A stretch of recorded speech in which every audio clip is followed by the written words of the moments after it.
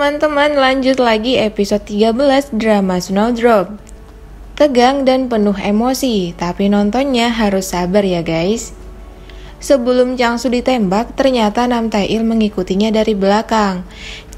Changsu memang sengaja tidak pakai rompi pelindung, karena dia sudah kasih instruksi ke anggotanya untuk melindunginya dan hanya menembak mata-mata saja.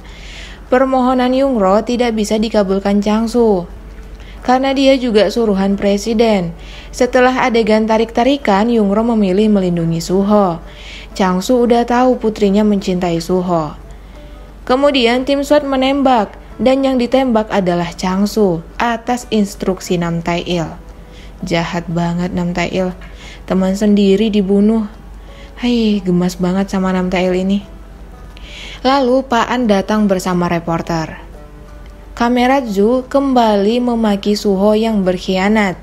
Dari awal Kameradzu memang tidak menyukai Suho. Percakapan mereka ini didengarkan oleh Bun Ok.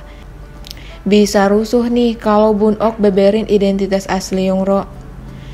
Apalagi situasinya juga makin menegangkan. Bun Ok masih egois memikirkan jalannya sendiri. Bahkan dia akan memanfaatkan kondisi Yungro sebagai putri direktur ANSP. Bun Ok dan Nam Tae-il aktingnya bener-bener buat kita gemes ya. Nam Tae-il marah saat Pak An gak percaya kalau mata-mata itu yang menembak Changsu. Terus dia sekarang takut Changsu akan dipuja sebagai pahlawan. Dia iri tapi caranya selalu gegabah. Istri Changsu pasti tidak tinggal diam, karena istri Changsu orangnya juga licik. Para Sandra jadi ketakutan karena di media ceritanya berbeda dengan yang terjadi. Nam Tae-il malah memfitnah mata-mata yang menembak Changsu. Kondisi Changsu yang sangat ingin menyelamatkan putrinya digunakan Nam Tae-il untuk menyingkirkan Changsu dari misi ini. Sedangkan Yungro belum tahu ayahnya tertembak. Suho datang menenangkannya. Tiap adegan mereka selalu tatap-tatapan ya guys, buat penonton meleleh jadinya. Presiden juga belum tahu kejadian sebenarnya. Kira-kira gimana reaksi presiden ya kalau tahu Nam Tae-il yang menembak tangan kanannya ini? Si Nam Tae-il makin cemburu sama Changsu. Dia pikir setelah menyingkirkan Changsu dia makin dibanggain. Ternyata enggak. Pak An makin curiga sama Nam Tae-il yang terus memandangi muka Dokter Kang. Dokter Kang cerita tentang hubungan Nam Tae-il dan Changsu yang saling sikut menyikut. Keadaan semakin kacau, tim Nam Tae-il semakin berani, dan mereka akan menjadikan keadaan ini untuk membunuh para Sandra. Apalagi si Nam Tae-il, kalau buat rencana selalu tidak pikir panjang. Para Sandra semakin ketakutan. Mereka keluar dari gereja dan mengambil senter masing-masing, karena listrik akan padam. Sementara itu, Yongro baru tahu ayahnya ditembak. Dia langsung lari melihat berita di TV. Aduh, nyes banget nih hati Yongro. Kakaknya sudah meninggal, terus sekarang ayahnya kritis. Adegan ini menyentuh hati guys. Ekspresi Yungro juga dapat banget ditambah sama soundtracknya. Langsung nangis deh. Dan orang-orang sibuk lari ke perpustakaan. Di keadaan genting seperti ini masih ada aja yang pikiran egois. Dua pasangan ini mau kabur lewat kamar mandi. Mereka berpikir kalau ANSP akan menyelamatkan mereka. Ya elah. Karena Dokter Kang tahu banget gimana Nam Tae-il, dia menyarankan untuk menjadikan dirinya tawanan agar Nam Tae-il mundur. Walaupun ini berbahaya, tapi Suho tetap setuju. Tim SWAT yang akan masuk dipimpin langsung oleh Nam Tae-il, dan dia fokus untuk menyelamatkan Dokter Kang saja. Hele. Di samping itu, Suho membantu Kamerat Lee yang dipukul sama Kameradzu. Udah keadaan seperti ini, tenang dulu Kameradzu. Terus Suho mendengar suara tembakan dari kamar mandi, dan tim SWAT menjatuhkan gas air mata. Nah, dua pasangan ini hampir dibunuh sama tim SWAT. Untung aja diselamatkan Suho. Ini gelap-gelap karena listrik sengaja dimatikan ya guys. Jadi berasa banget adegan penyandaraannya. Tim Nam Tae-il sudah memasuki asrama. Kemudian mereka melihat Dokter Kang dipasang dinamit di badannya. Lalu Suho mengancam Nam Tae-il akan membunuh Dokter Kang jika mereka tidak mundur. Hayo, gimana, galau banget tuh Nam Tae-il.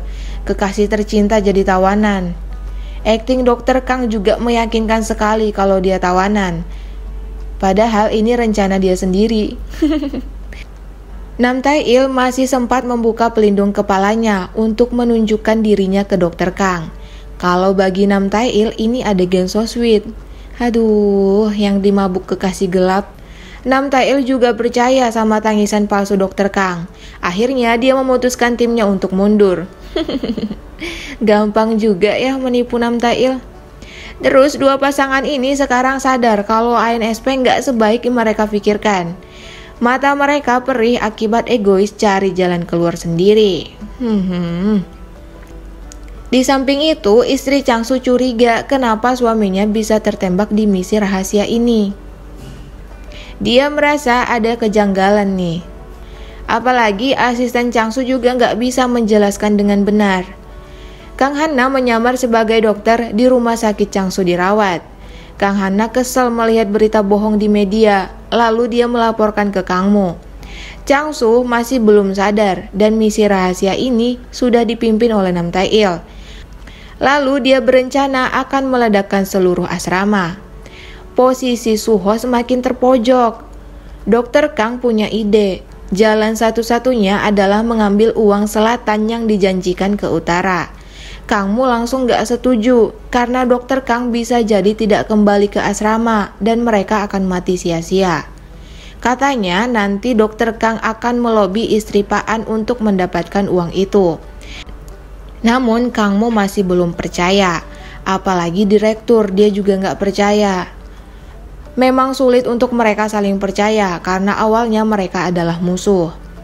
Tapi Suho percaya dengan ide Dokter Kang. Mereka bisa unggul jika bisa memegang dana rahasia itu. Suho meyakinkan Kang Mu kalau Dokter Kang bisa dipercaya walaupun tidak ada jaminan dia akan kembali. Jadi mau gak mau mereka hanya modal percaya doang sama Dokter Kang. Terus rencana BEM mereka itu menggunakan istri Changsu untuk menghentikan bom dari Nam Tae-il.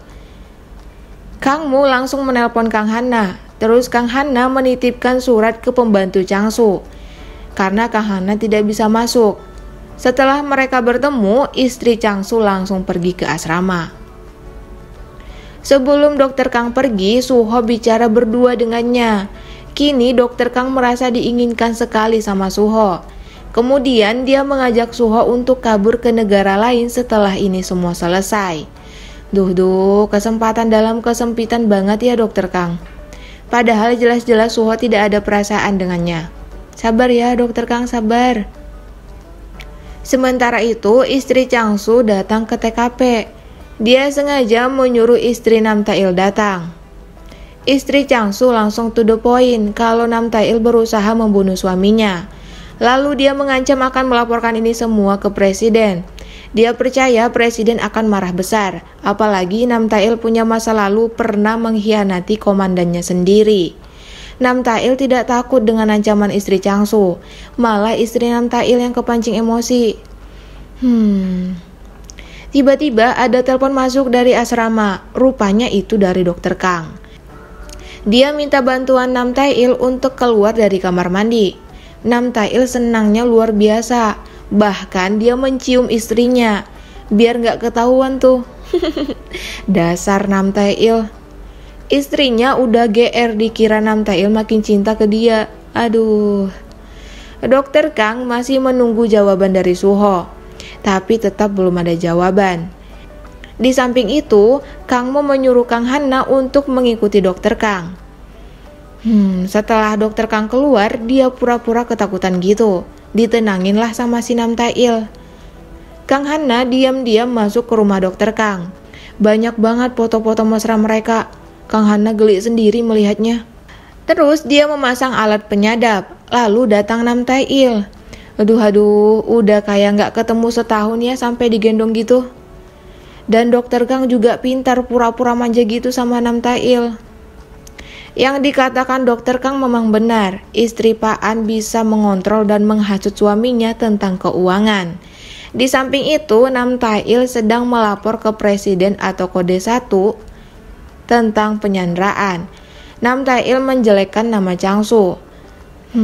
Saling menjatuhkan ya. Presiden akhirnya memberikan izin Nam Tail untuk meledakkan asrama. Gawat nih. Dokter Kang memiliki ruang rahasia yang tidak diketahui Nam Tail. Terus Dokter Kang mulai menjalankan rencananya. Pertama, dia mendatangi si dukun yang berasal dari utara itu. Dokter Kang menyuruhnya untuk menghasut istri Pak An agar percaya pada orang asing yang akan merubah hidupnya. Setelah itu, istri Pak An ketemu dengan orang asing yang datang ke butiknya.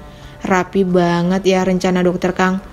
Si orang asing ini menawarkan investasi kepada istri Pak An. Tertarik banget istri Pak An, bakalan investasi nih.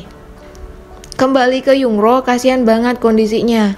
Menangis sambil berdoa di gereja untuk ayahnya. Apalagi sampai sekarang ayahnya belum sadarkan diri. Tapi kenyataannya sudah sadar guys. Ini hanya rencana Changsu untuk melihat bagaimana Nam Tail.